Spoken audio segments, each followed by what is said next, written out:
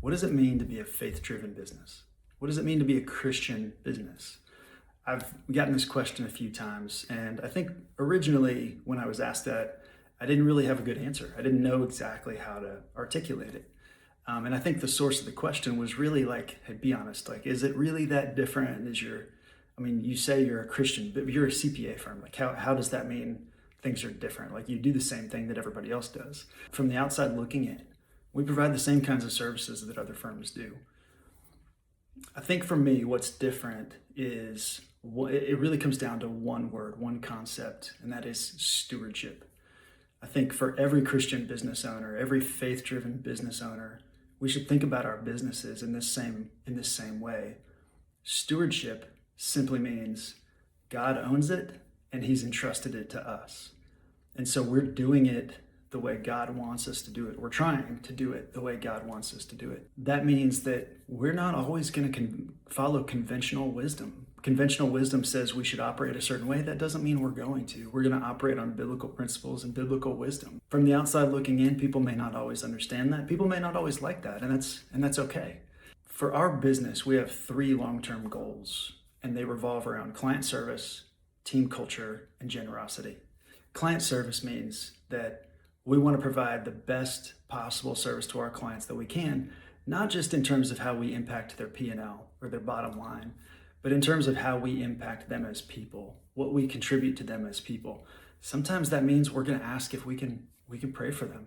We're going to ask how we can pray for them. We're going to talk about more than just what's going on the balance sheet. We're going to talk about their lives. We're going to get to know them on a personal level.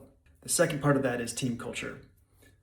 Over time, we want to build an exceptional team culture with staff who get excited about getting up and going to work every day because they know that they're a part of something that's bigger than themselves. They see the mission, they understand the mission, and they want to be a part of it.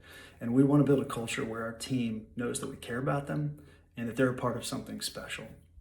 The third part of that is generosity. The third long-term goal is generosity. We give a percentage of our profits to charitable causes. We're generous with it. And over time, as we grow and scale our firm, we want to increase that generosity. We want to continue to be generous and give away more and more so that we can have a positive impact on our community, the people around us, and the causes that we think align with the values of our firm. For every business owner, I would encourage you to think about, if you're a faith-driven business, what does that mean practically?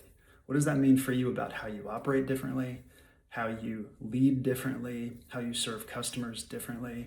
There's a lot of different answers to that question and what it can look like for each business. But for us, I'll sum it up this way.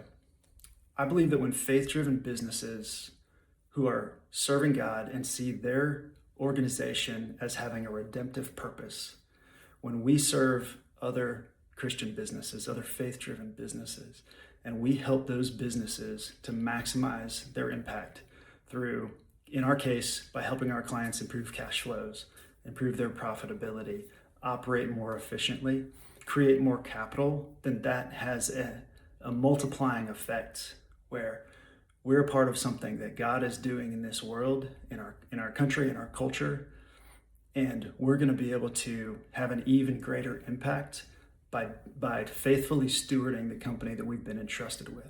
So I hope that helps. I hope that encourages you to think about your business in a similar way.